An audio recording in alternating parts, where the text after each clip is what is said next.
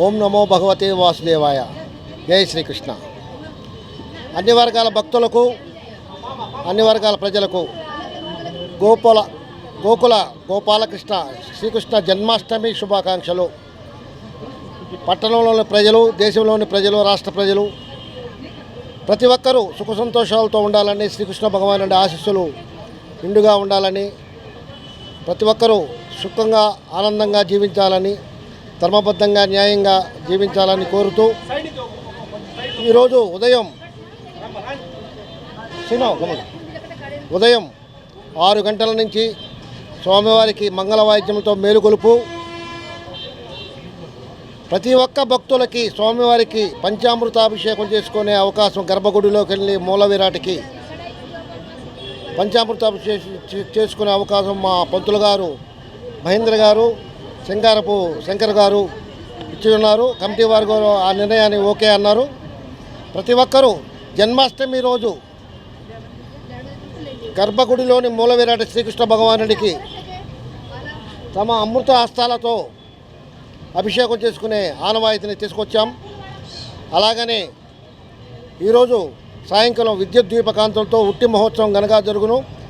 రాజకీయ నాయకులు, అధికారులు, అనధికారులు, ప్రజలు అందరూ విచ్చేసి స్వామివారి సేవలో పాల్గొని తీర్థప్రసాదాలు స్వీకరించవలసిందిగా కోరుతున్నాం. ఈ దేశాన్ని నిరంతరం కాపాడుతున్న వీర జవాన్లకి నమస్సుమాంజలి తెలియజేస్తున్నాం. అన్నం పెట్టే రైతన్నకు కూడా శిరస్సు వంచి పాదాభివందనం చేస్తున్నాం. అలాగే ప్రతి ఒక్కరూ సుఖశాంతులతో ఉండాలని, ఆనందంగా ఉండాలని, నీతిగా నియమంగా ధర్మంగా జీవించాలని, శ్రీకృష్ణ భగవానుడి ఆశీస్సులు ఎల్లవేళలా మీకు ఉండాలని కోరుకుంటున్నాం. 27/8/2024 మంగళవారం ఉదయం లోక కళ్యాణార్థం రుక్మిణి సత్యభామ సమేత శ్రీకృష్ణ భగవానుడికి కళ్యాణం ఉంటుంది. తదనంతరం నగరోత్సవం ఉంటుంది. తదనంతరం అన్నప్రసాద సంతర్పణ ఉంటుంది. కావున ప్రతి ఒక్కరూ ఇచ్చేసి భక్తులు ఈ శ్రీకృష్ణ వేడుకలలో పాల్గొని వారి కుటుంబ సభ్యులు ఆనందంగా ఆరోగ్యంగా ఉండాలని కోరుకుంటూ మరి ఒకసారి శ్రీకృష్ణ జన్మాష్టమి శుభాకాంక్షలు తెలియజేస్తున్నాం.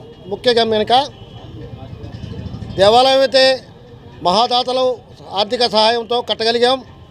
గుడి నిర్వహణ మటుకు చాలా కష్టం అయింది. మేము చేసిన చిన్న తప్పిదనం ఏంటంటే నిధి ఏర్పాటు చేయకపోవటం, ఒక ఫండ్ ఏర్పాటు చేయలేకపోతున్నాం.